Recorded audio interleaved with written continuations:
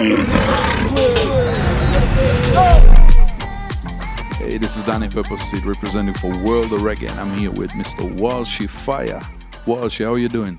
I'm great, man. Danny, it's good to see you again. Serious thing, man. Back in Holland. Guys, this is the legend right here, man. It's a blessing to be interviewed again by Danny Pepperseed, man. What's up, man? Yes, Walshy. Well, it's good to have you back again in the Netherlands. You know, you just did a show on King's Night at the Appelsap Festival together with Major Lazer, and well, we're here to talk to you about like your career in music. You know, because most of the people know you from Major Lazer, other people may know you from Black Chiney, and well, you're the Jamaican member of Major Lazer. And what I want to know from you, and probably the viewers as well, is like when you did grow up, like how was it growing up in Jamaica, like in the Jamaican dancehall scene? We were just talking about it, man. It was crazy, you know. It was. I'll grab this because you're gonna hold it for a long time. I'm gonna talk now. You done messed up. Um, we were just saying, no, it's a blessing, man, to have seen dancehall grow over the last, I think, 4 decades almost. You know, uh, I my very first dance I went to was 1988, and it was the most unbelievable thing. Big up to my older brother Courtney Walsh because he shouldn't have brought me out that night, but he was like, "Yo, we're gonna do ruin," and we went out, man, and we went to House of Leo in 1988, and you know it was just unbelievable. You walk inside and these people, like I was just saying to you, they lived dancehall. The outfits were outrageous. The sound system was so loud but so clean. Um, you know what I'm saying? The environment, you just felt like you had become a part of a community. You know what I'm saying? And you saw these people and you were like, man, it's 5, 6 o'clock in the morning. And you realized they weren't going to go home to go to work. They were going to get up, sort out their day, and get ready for the next dance because they lived dance hall. It was their life. You know what I'm saying? So their hairstyle, their outfits, it was a way that I saw myself. I felt so comfortable. I got attached to it immediately, and, and started immediately trying to go get linen suits, and they were expensive, But I got my first one I got my very first linen suit when I was 21, and believe me, I saved up all my money for it. Nah, I was like 20, and yo, it had sequins. It had it had like these big, huge diamonds on it, like huge going on. I wore it in the Boomaye video because I still own it because I spent that much money on it. That I, Mana, that shit. I actually wore it in the Boomaye video. That is my real outfit from 20 years ago. But it was a blessing to be able to come up and dance all like that. Go to Skateland and see live artists perform. See Papa San, Lieutenant Stitchie, um, Beanie Man, all those guys, and then of course go to the dances with Super D, Gemini, Inner City, and Stone Love, and watch those guys, and just be in awe. And then go to the cassette, man, the next day after your dance. That was probably the highlight. Yeah, I remember this. So I'm lines where I come from, So walk around the corner in a halfway tree and buy the cassette from last night. It was the best thing you could ever experience. And then when you go around the corner for go buy a cassette, because you had to get out early, line, people trying to hurry up. Everybody's in Jack Sour like, yo, you have the cassette from Stone from Australia last night, and then he's like trying to run them quickly because everybody was there. The whole dancehall world was inside House of Leo that Thursday night, and then you're just like, man, I can't believe I was a part of that community.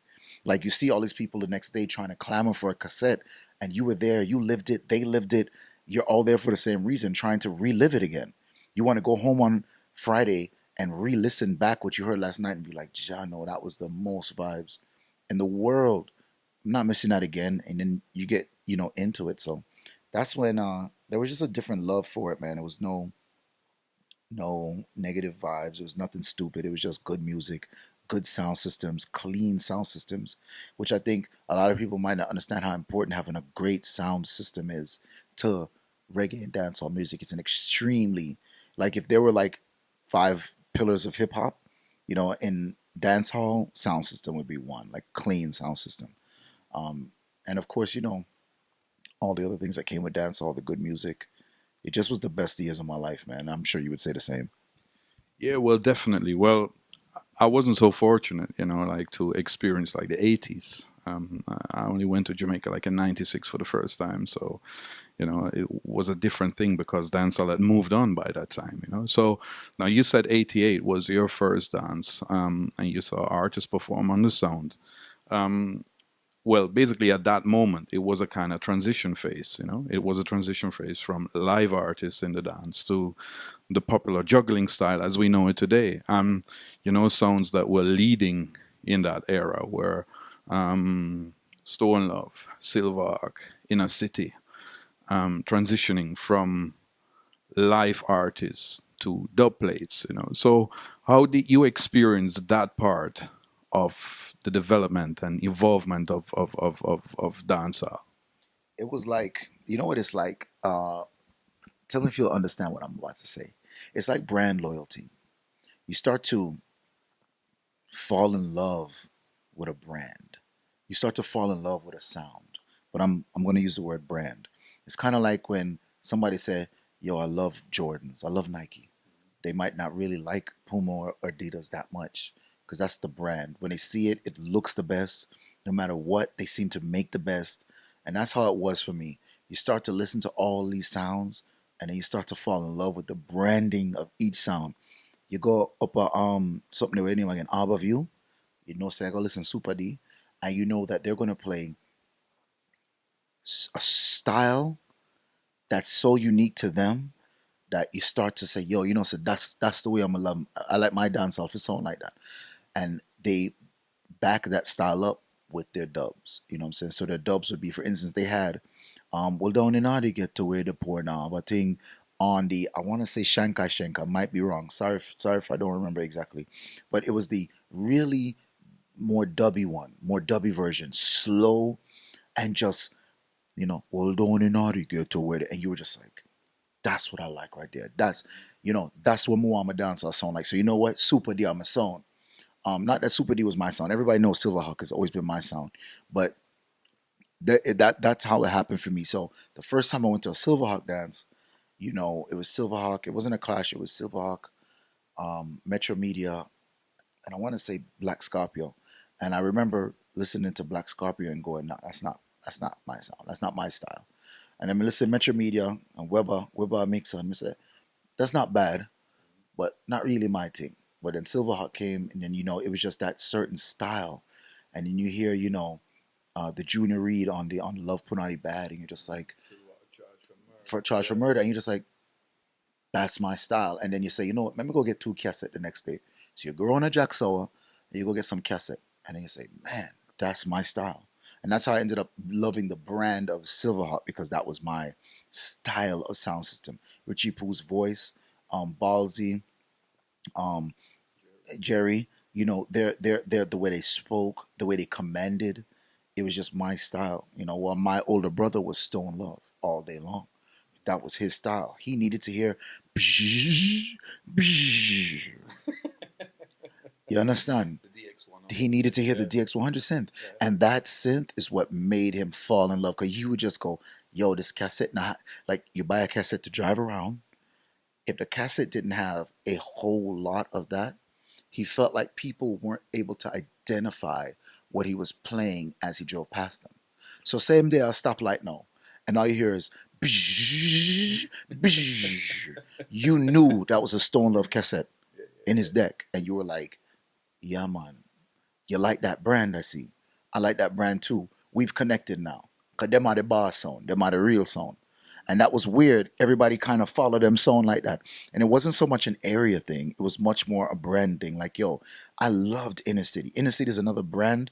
Inner City, Super D, Silverhawk, Gemini were probably my favorite brands next to Silverhawk. Like, the way they did what they did just connected with me. And it didn't matter where that dance was. Yeah, I'm from Malines Road, but me I go anywhere to dance there. Because I love how that sound string up and sound, and I love how they play. And going from watching the live acts of the artists on Jaro and Stir Mars and Sturgraph, I was actually fortunate to see that stuff. I fell much more in love with not having the live artists and hearing the dub plates.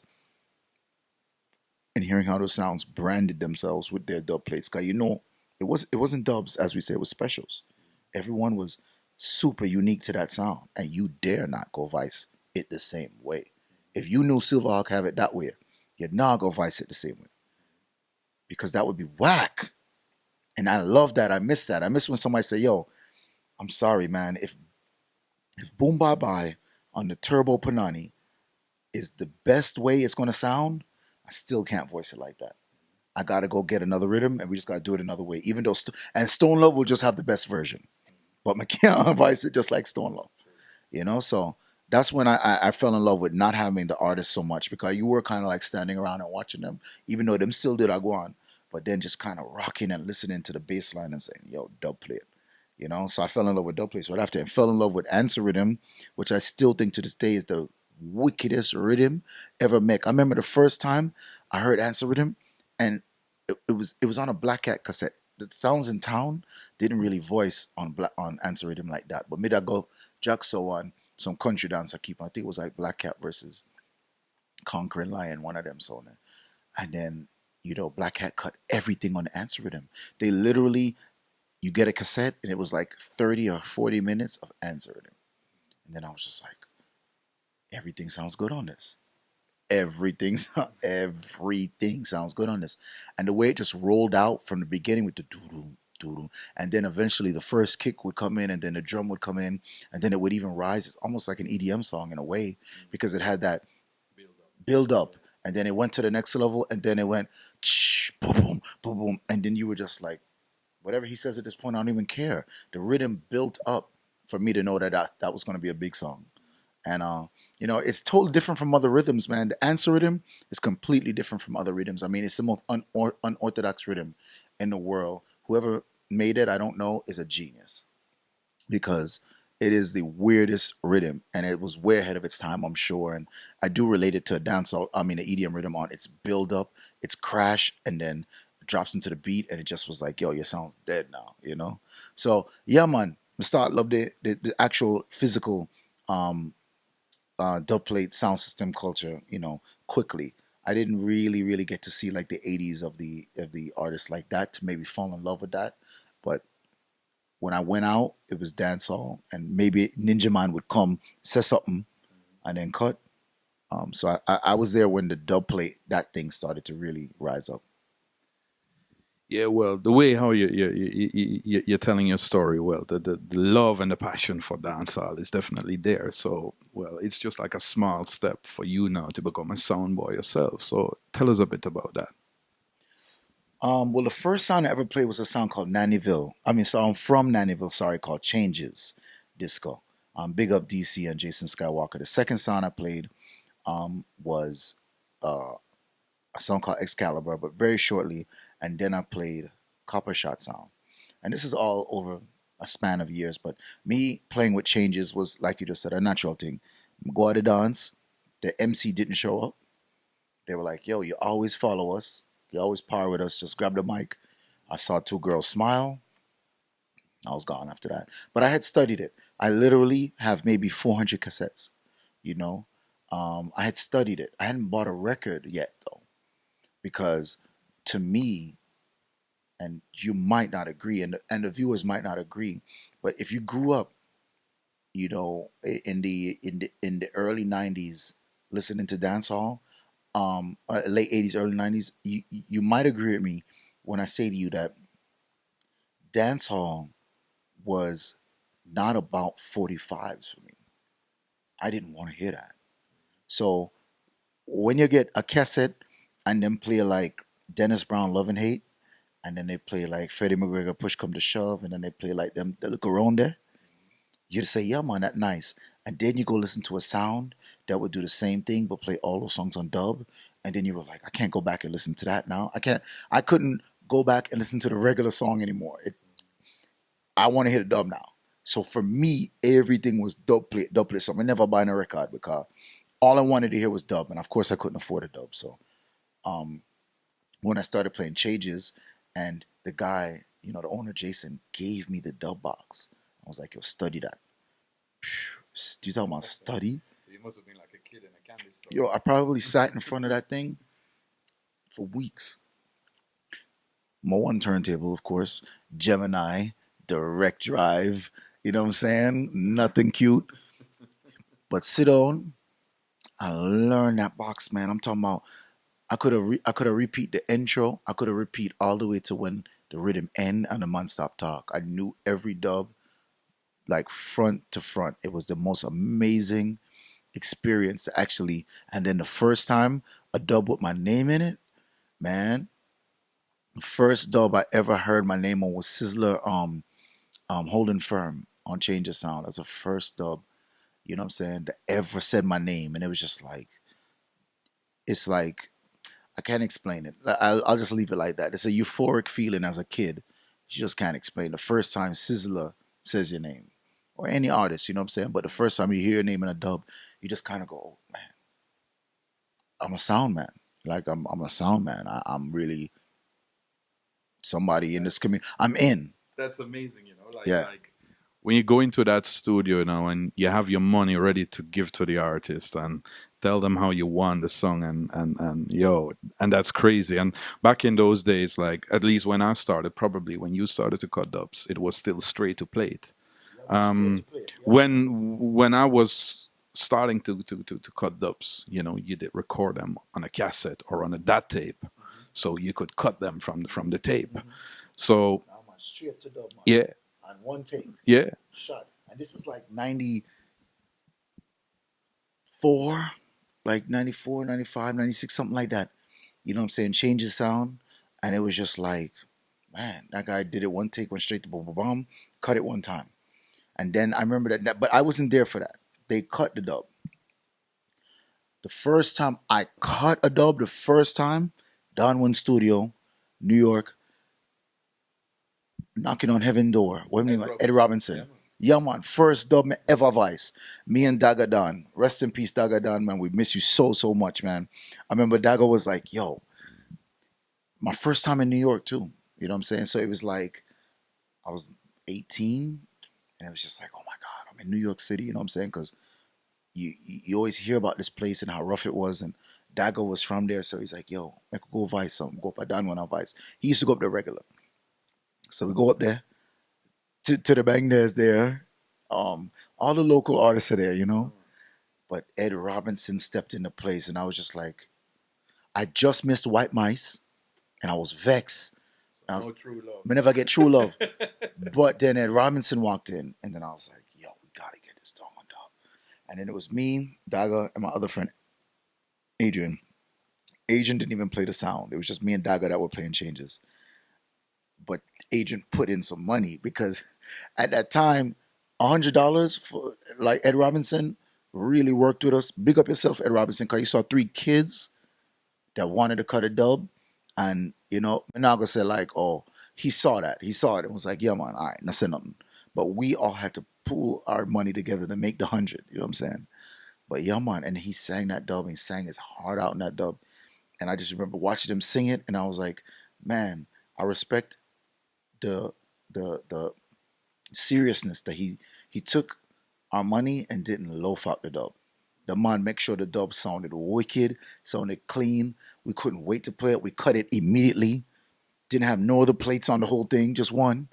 Cut it immediately, and then we went to some block party because this was around the time of Eastern Parkway Carnival, New York Carnival, and it was beer block party them time. I know there's no block parties now, but back then, 95th in Rutland or 96 in Rutland, my God, that had to be the biggest thing. It was Thunderbolt sound. It was oh my gosh, man. What Tip Top Sound name again, man? Megatone.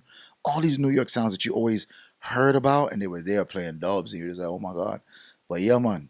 And then we went out there, man, and dropped that song, and it ripped up the place. But that was the first time, and then that was just another like step to me taking this more seriously and being like, yo, I know I'm going to college, but what am I really doing? Because obviously I want to do that. You know what I'm saying? So I finished college and I went on and actually finished grad school, but I definitely had already known from those two experiences, like, yeah, man, sound system thing, you know? Yeah, well, you know, sound man for life. Yeah, man, for real. And sound fraternity really is a fraternity. Yeah, definitely, you know. So probably the next big sound you were playing for was Copper Shot then, like Jason Sean Paul's brother sound, Copper Sean, a couple other Copper Ash and a couple of the other crewmen. How was it to play Copper Shot? And was it shortly after that you went on to play Black Chiney? Copper Shot was mad fun, man. Like, I remember I was in Jamaica for the summer and I was playing changes, and Copper Shot and Excalibur came to the dance. And then after the dance, Copper Shot, I mean, I gotta say, like them say, yo, they didn't like, but after that, we just started talking. And Sean was like, yo, we need an MC like you, because I destroyed that dance. It was me, Changes, and Essence Sound. Super Hype was playing Essence Sound. And I think Soul Syndicate or Syndicate, one of them. Um, but anyway, we just ended up parring. So for that whole summer, we just parred. Me, Sean, Copper Sean, Walshy Fire. We were everywhere. Nero, all of them used to come, because them time me that live at Mona. They used to go up at Mona, pick me up, and then we shot, go a dance, go country, go everywhere. Um, and then I just literally, it just naturally moved over into that sound. Like, me just start see some bigger dance, on some more uptown dance, on some more different opportunities. And I had been doing changes for a while, and I kind of just wanted to do something new. So I ended up leaving changes with on great terms, still all great friends. They saw the opportunity that I was having. I was playing like maybe 4 or 5 nights a week with Copper Shot. So that was more money for me, and I needed the money. I ended up working for Sean's mom. Sean's mom owns a wedding. What name am I getting? When you go set up weddings and you plan wedding planning, she's a wedding planner. I ended up working for her, getting paid $50 a day. You wake up at 6 a.m. You set up the wedding, the whole thing. You have to stay the whole day and break it down at the end. Yeah, man. I used to do that. Me and another select, I can't remember, but I used to get paid $50 a day to go out there and do that. And I loved it because I knew that night there was a dance. I just knew, I just didn't know if I could wake up in the morning for his mom the next day, but I knew I was gonna get two money that day. Yeah, man. And two money when you're like 19, yeah, man. Mad. You think about it, $50 in a day and maybe $100 at night, 150 every day, or like 4 nights a week. Yeah, man. That's good money for the week. Um, and then after that, I ended up being going to grad school. So Copper Shot is a Jamaican sound. So if I wasn't living in Jamaica, it didn't make no sense. So when I went to grad school, I started doing my own thing. I just did Walshy Fire. Well, actually, Sean Paul is who changed my name from Walshy Killer to Walshy Fire. And I got my name Walshy Killer because I used to think that Travelers sound. When I moved to Mona, I think Travelers was from Augustown or Standpipe or Papine, one of them places. I can't remember exactly. But they were the biggest sound in that area. They like run the place, like, for the youth them. And so when I was living on that side, they used to play at UE a lot, you know. And so then I go the student union, and I saw the modest dance. So one time I went out there and I saw Travelers and Bass Odyssey, modest dance. And then the next day, Don Ute had a dance over up the beach, and it was Waggy T, Travelers, King Addies, and Massive B. What a piece of dance! And Travelers just mash on the place. So then I was like, yo, Travelers are my favorite song. For the younger, I was like, yeah, man, Travelers, because they had quarter word rhythm, and I love that rhythm, man. But Jugsy Killer was the MC for that song, and I used to think he was the best. And so everybody was like, say a song like him. And so then Walshy Killer was what them called me, cause me used to kind of emulate theme style, and yeah, man. But then Sean Paul actually called me Walshy Fire, and that was it. So I did Walshy Fire. My very first solo dub was Sean Paul. Walshy Fire, I could play it for you right now on the Pepperseed rhythm. So this is like 95, 96. You know what I'm saying? My very first solo dub. Long time before Sean did Boss. Long before Sean Bust. Them time him just have song like Faded. I can play it for you. It's just the first songs. Well, it's over, you're dead, Watch your fire take over. But with the character, that song there. Um and then Bobby Chin saw me at a dance in Miami. So after I finished grad school, I worked at IBM for a year. Hated it. Lived in Atlanta, did not like it. Said, you know what? I need to forget my mind right. I'm gonna move back to Miami which is where I finished high school. I said, yeah, man, just power with my family and Bill about my thing, 'cause my mind wasn't right. And when I went there, I was getting 1 and 2 dates. And Bobby Chin saw me at an event. And them time, Black China was the biggest sound in the world. And he was like, yo, we need some extra selectors. You have a good little vibes. Let me talk to Dupes, and it got sealed up maybe a week later. First dance I ever went to was in Montreal. And they made me buy Final Scratch. And boy, did I flop that night. I didn't really flop that night because I bring record too, but I didn't know how to plug in Final Scratch. So they give me the Final Scratch, but I don't know how to use it. They were like, yo, you need to buy a laptop. And I was like, I have all these records now. I don't even know how to use the Final Scratch. I went to Montreal, big up Singing P, Nighthawk International, Fit Them Dance at Tiffany's. Couldn't plug in the fucking thing. People just standing there like, yo, what the fuck, man? And I was just like, yo, massive. Give me 1 second. Read these flyers again. Couldn't figure it out. Made the sound come in, next sound come in. He played, and I just felt like I failed. I felt like I'll never be a DJ again. And then Singing P, them say, yeah, man, all right, here I go. And you bring some record, just juggle like a half hour. I didn't bring a lot of records, but I mashed on a half hour there. To the point where I still, this was like so many years ago, I ended up, the rest of Black Chinese stopped going in Canada. I ended up being the most requested DJ from Black Chinese to go to Canada because of how I performed that night at Singing Peace Dance. And then, of course, I learned Final Scratch and how to use it after that dance. But Yeah, well, basically, that's how the sound business evolved. Actually, like from records and actual plates to CDs to laptop these days, you I know. never won CDs. I never owned a CD. I never owned a CD with like my songs on them. I went straight from record to laptop because Dopes was like, yo, if you want to play the sound, you need to go buy a laptop. And I hated technology. Even though I used to work at IBM, I was like, yo, it's just Babylon business. I'm in a dep on it. I went and bought my little Sony Vaio, got that Final Scratch. Never had a CD pouch in my life. Never once.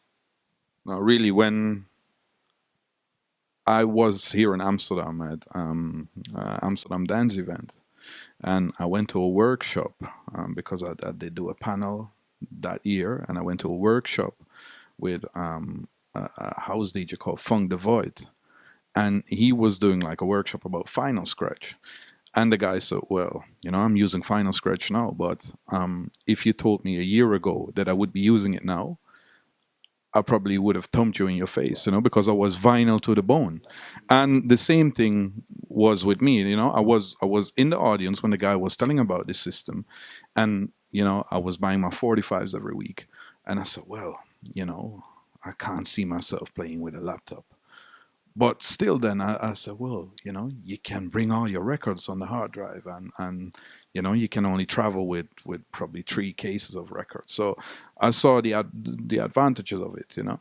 But still, it was weird to me. And well, now we are here in 2015. Well, who work with a CD player and barely any song work with vinyl again, you Let me know. tell you something. I carried my vinyl for like 2 years after I got Final Scratch. 'Cause I still never trust it. I still was like, yo, this thing gonna flop me. Because at one time it flopped me, but never left. I had a book bag full of 12 inches and a rascal had 2 Home Depot toolboxes with 45s. I carried them for 2 years, no matter where I was DJing, because I never trust a sound. And and a lot of sound systems wouldn't let you plug in Final Scratch. A whole heap of engineer would look at you like, yo, nah, you're not plugging no laptop in on my expensive system. You're crazy. So you reach out the dance now and you're trying to explain to him something he's never seen. Imagine what I'm trying to tell you now, like some country dance, you know, some places out there where nobody, come on, man, what are you talking about, laptop? And you reach with your laptop and they're like, nah, nah, nah. And you're like, no, no, no, if you just plug these two, you know, RCAs out from the turntable and nope, don't touch my sound. And then you just say, well, it's a good team. Bring me record them then, car. You know, man, I'm gonna dub plate them in a car. I would still cut the new songs on dub. Still. Because you never knew. You never knew. There was no such thing as a CD turntable then. You know what I'm saying? So when Final Scratch came out, you had your Final Scratch vinyl, you brought your needles, and you played. Now these days, try to bring vinyl and bring dub plates into an airplane. They will charge the hell out of you. They charged the heck out of us back then. No, no, no. I think you could bring on like two cases free or something like that back then. Yeah, but the weight. Remember the weight? You get charged for the weight. But nah, my back thanks me. Well, let's go to this day. Like working with Major Lazer. How did the whole Major Lazer thing come about for you? Well, briefly, I met Diplo backstage in Miami at a show at the Marley Fest. Major Lazer performed at the Marley Fest, and my God, I can believe how like weird a show that was. Especially at the Marley Fest. You had Scarab Boy jumping out into the crowd. You had all these weird sounds, and I was just like, yo. And of course, the people at Marley Fest were just like, what is that? So it didn't really gel well, but we linked. He was a big, he's from Florida, so he was already a big fan of Black Chinese, and he was like, yo, I love Black Chinese doing blah blah blah.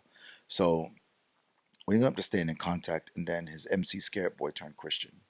And when he turned Christian, he was like, yo, do you mind? I really need it. He had all these dates. He was like, yo, I really need an MC. Is it cool if you join? And I did. The first show was in San Francisco, and that was almost 5 years ago now. Been Major Lazer ever since. Yeah, that's great. Well, Major Lazer, probably everybody knows about them. Everybody has an opinion about them, and well, the reggae is like into the hardcore reggae and dancehall fraternity. And what I hear a lot of people say in these circles is, "Oh man, Major Lazer, man, them luau the thing, them commercial and them use some dancehall, but them also use this electronic music and house and all that kind of shit. So them not real.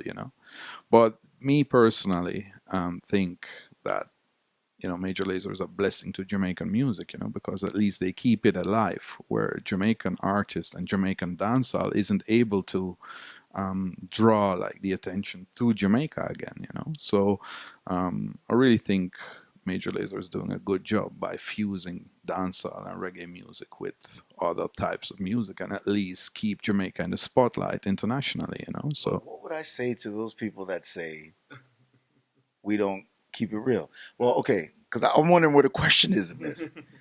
I would say this. Okay, so first of all, I would say big up to them because I want to express that everything is all love. I don't read anymore. I used to, like when I first joined Major Lazer, I read a lot and it was always negative. And I realized that these people were clueless. One thing about the internet, a lot of these people don't actually live in the real world. And I mean, that goes for any website. I used to go on this website called Hype Beast. It's like a fashion blog. And you read the comments and you realize, yo, these people don't have a life. They don't have a life. Because if you had a life, you'd be out living it. But if you're sitting on a computer arguing with people, you're really not living. You're in front of your screen. And not that you can't argue every now and then because you're passionate about something, but there was just every day. It was just like, yo, if you brought up Major Lazer's name. But I think because I was already used to that with Black Chinese, enough people don't realize the dancehall fraternity hated Black Chinese. We were the remix kings. We were the sound that popularized dancehall artists doing songs on hip hop beats, or vice versa, putting a hip hop artist on a dancehall beat. We were the ones that took that to the globe. You know what I'm saying? And they hated us for that. And I used to watch Bobby get vexed, and Dupes used to read up something and say, "Yo, them people I don't stop bother me, man, I don't stop call me all kind of thing." And watching and going through that, you just built this thick skin with Major Lazer. So for Major Lazer, I would say this, and this would be years and years of me learning how to answer this question. Big up. Anybody that does not like Major Lazer, yo, much respect, much love, because we need you. And we need you, and I'm not saying it in like that, like kind of like way that you hear most people say, yo, I need haters. Like, that's not how I'm saying it. What I'm saying is we dancehall lovers, I mean, not care if it convince you that I'm a sound man and sound clash I'm a thing and dance I'm a thing. I don't need to convince you that. I know that. So I will include myself. We dancehall lovers need you purists.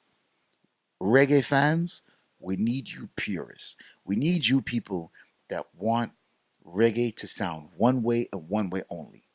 We need you because we don't want it to completely go away from what it was. We don't want that. We just want it to be able to. It's kind of like this. It's kind of like you have your girlfriend, and if you have your girlfriend and you only keep her in the room, that's not good. She wants to go to the movies. Come on, guys. She wants to go to the park. She wants to go out. She wants you to show other people that you have a girlfriend. That's the same way dancehall and reggae are. You can try to hug it. You can try to go to sleep with it. You can try to keep it locked into a room and it's yours, it's yours, it's yours. But at the end of the day, it wants to be seen by the world.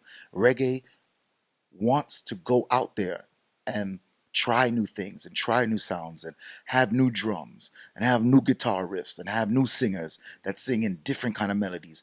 Reggae wants that. You might not want that for reggae, but reggae does want that.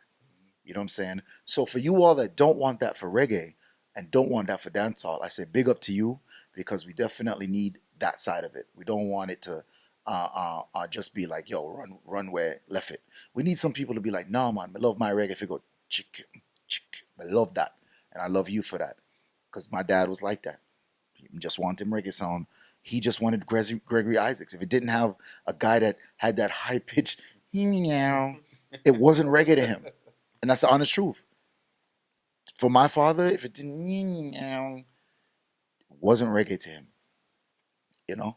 And so to me, I just have to say love, much respect. Thank you guys so much for even listening, taking the time to listen because your opinion is yours, and that's what we need. Is we need people to that's what I need as Major Lazer. I need you guys to at least give it a listen. Yeah, man. For those of you that just ignore it and just say, well, it says Major Lazer, so I'm not going to listen. You guys now, me to encourage you for just click play because you never know. Look at the song Get Free. Get Free is our biggest song, one of our biggest songs. Lean On is actually now somehow become our biggest song, which is crazy. But Get Free was one of our biggest songs off the last album, and it's a reggae song. The dancehall world does not know that song. Reggae world barely knows it. The rest of the world loves that song. And tonight, as you saw, they sang it word for word. Yeah. You could literally drop the volume and like the 2,000 people that were there tonight will sing it loud, loud, loud, loud, Get Free. So when you guys see that Major Lazer song come up in your feed or in your inbox, click play. You know what I'm saying? But for the people that do click play and they don't like it or they say, yo, we'll mash up the thing, all I have to say is, yo, much respect. Love you know. Love you guys, man, because I might have been one of you guys at one time. I might have been somebody that was like, yo, man, I want Bounty Killer go sing with Gwen Stefani. What up? You know what I'm saying? But now I'm just a little bit older and a little bit wiser, and I've traveled. I've gotten off the computer. You know what I'm saying? I've gotten out the house. And then I realized, yo, why would I want Bounty Killer to just sing one way his whole career? Why would I want that for him? You know? Why would I be so selfish? Because it is selfish to say, yo, I want it just to stay like this. But we do need people that need it, that are selfish and say they want the thing to be the way they are. So big up, much respect to everybody out there who loves, doesn't love, likes, barely likes Major Lazer or myself. You know, much love or much respect every time. Serious talk. You know, you as a member of Major Lazer have done some incredible work in doing some mixtapes. You know, like you were one of the first guys who introduced Chronics to a much wider audience than he got exposed to before you did a mixtape. You did the same thing last year with Jesse Royal, and currently you're working on an. And the year before that was Sons of Dub. Jesse Royal was the third one. Was the third mix CD. Yeah, my Sons of Dub with Augustus Pablo, son Adis Pablo, and Rash Jami was the second mix, and Jesse Royal was the third. Mm-hmm. And well, now we are a few weeks before you unleash the fourth mixtape. You know. Kenyatta Fire. So tell us a bit about that new project, because that's a project that we will be working on World of Reggae as well. And much respect to World of Reggae for fully supporting that project. Like it's almost like a co-production to the level. But I realize World of Reggae kind of takes the music so seriously that they go above and beyond just saying, "Yo, let me get your money for a banner," kind of thing. You know what I'm saying?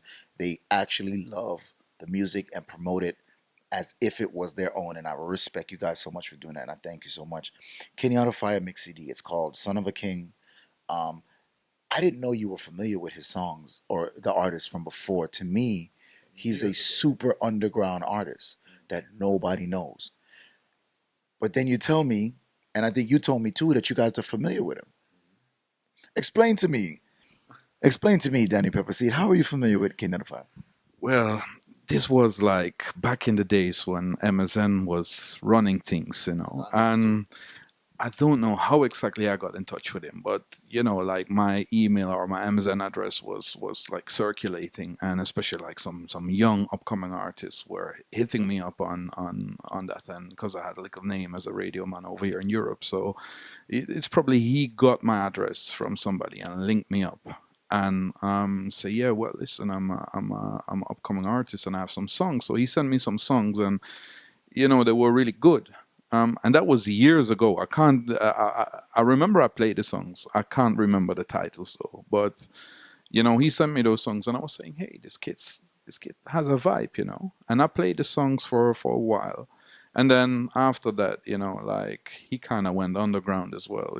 Like no follow up. So, but I'm glad he resurfaced and doing some work with you, and well, working with you will expose him to a bigger audience because like a lot of Major Lazer fans will be checking him out only because you are working with him now. Let me give you a little let me fill in the gap a little bit. All right, so I met him 10 years ago as well on through the MSN chat and all that stuff as well. Sent me a couple songs, was like blown away. All right, he disappears. I realize he disappears because he went to college in Washington D.C. full time. He ended up becoming a civil engineer. A lot of people don't know this. Yo, Now you're saying that, I remember he was yeah, man. Yeah, man. The man is a civil engineer. And I think that's actually a part that's going to play out in the mix CD. You're going to hear how intelligent he talks, you know. But yeah, so he's building all these structures in DC, you know, and then didn't have time to sing anymore. Now he's comfortable enough in his career where he can find back that time again. And now he can put out what honestly has been 10 years in the making. We decided to do this mix CD 10 years ago. Big monting. I can play you right now some early demos from it that I wouldn't put on it now because it's a 10-year gap. His voice sounds different.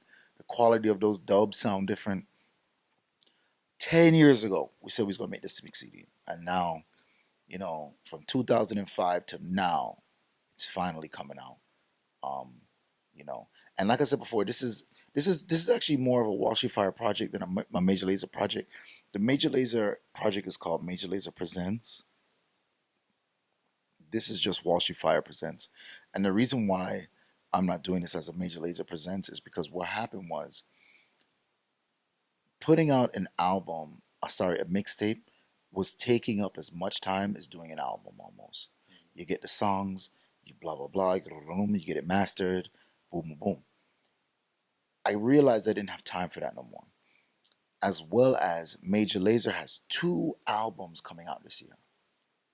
First one dropping June 1st, called Peace is the Mission.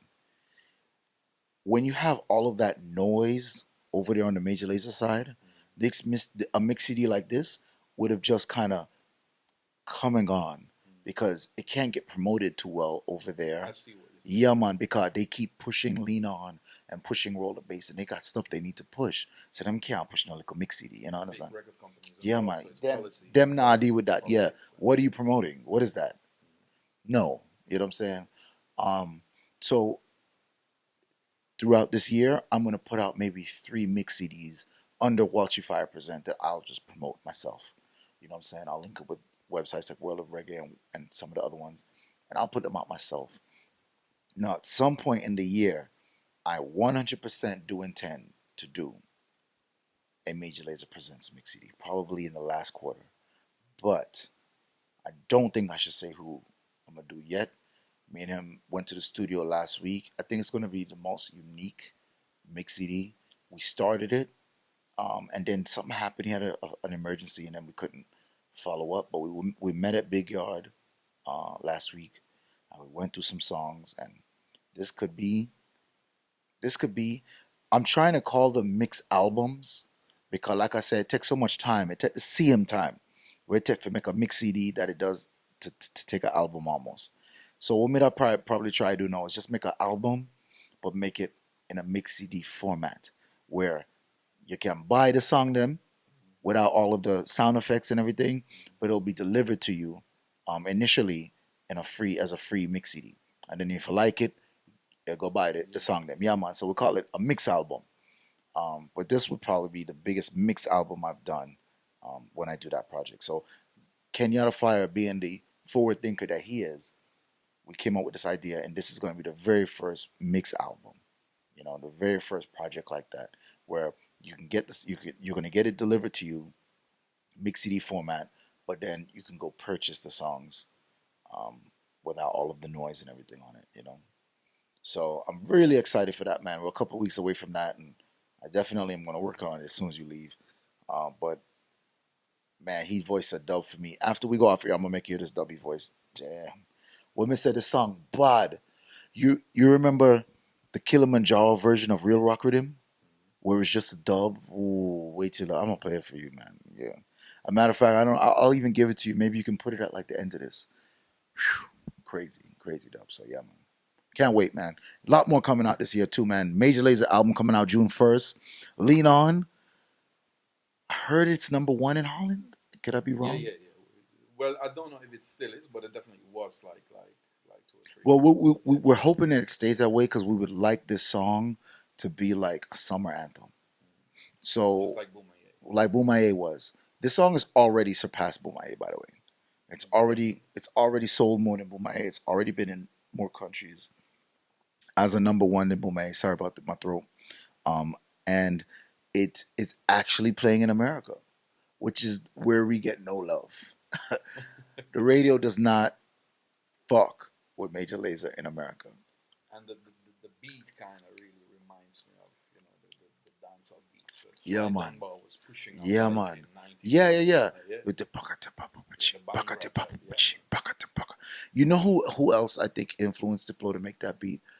Because Blender from Germany um, played a part in it, as well as Boaz from here. So I would say bubbling has a little bit to play in it as well. If you listen to it good, you might hear some of the bubbling kind of vibe in it. You know what I'm saying? Because those type of rhythms were really going very well. Like Right. even DJ Morcher said Right. something. DJ Morcher, Chucky, you know what I'm saying? Munchie, all these guys introduced me to it. Um, I couldn't believe how big what do you mean? Simple Simon, Yeah. a And Sister song, Smurf. a Yeah. song that I had never played. I remember seeing the record and saying that's foolishness. Mm. The boggling queen, and then the boggling, Yeah, man. and I was like, this song that is. tune is an anthem here in certain. Come on, if we had more time tonight, we would have played it at that show, but we had a very very short set. We only played for like 40 minutes, because the hip hop guys I think took longer. So, but it's probably the biggest bubbling song ever. You know, Simple Simon and Sister Smurf or Lady Smurf or whatever. Sister Smurf. Sister Smurf. And I believe you guys thought that he was saying bubbling instead of bogling. Yeah, true. And that's where the name of the music comes from, bubbling, because you thought he was saying bubbling instead of bogling. But owning that record now on my laptop is funny because whenever I listen to it, all I can think about is those old videos of the guys doing that with their feet really fast. If you guys get a chance after you watch this, type in bubbling Amsterdam versus Rotterdam. Yeah, man. Watch those videos and you'll see. You will not understand a single thing that's happening. All you'll know is that the crowd is going crazy every 3 seconds. Like every 3 seconds, the guy will do a dance, and it's like, and it was all in the 90s. It's all in the All in the 90s, 90s, yeah, so like 93, 94. yeah, man. So you see them wearing like Paco and Wicked jeans and, you know what I'm saying? And dressing really, really 90s, man. It's so cool. Yes, Walsh, like, well, the mixtape, the new Major Lazer album, so that's definitely something the people can look forward to. So when will the Kenyatta Fire tape drop exactly? When does this air? May 5th. But when does this air? When we gonna air this? Well, as soon as it's at Yeah, man. Well, May 5th. May 5th, which I think is a Tuesday. Um, so we're gonna drop it on May 5th. But hopefully you guys will put this up as soon as possible because I think it would be a great strength to have this up before the mix CD. But May 5th is the official drop. And to be honest with you, man, I think we might even give you guys like a midnight link. You know what I'm saying? On May 4th, you guys get the link first. You know what I'm saying?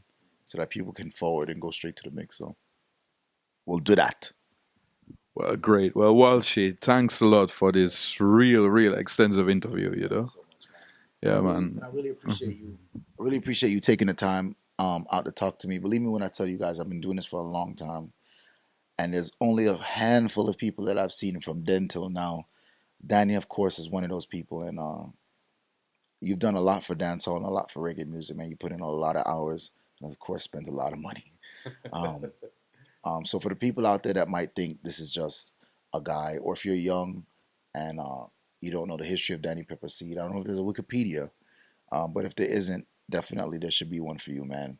And on behalf of the sound fraternity, we said big up, Danny, and thank you so much, man, for having me on this show. And every single time I come to Holland, I'd love to just sit down and talk with you on or off camera, man. Regardless, we always catch up, and it's always good vibes, man. So much respect. Bless up, Dada. Thanks, Walsh. This was Danny Pepperseed for World of Reggae. Big up.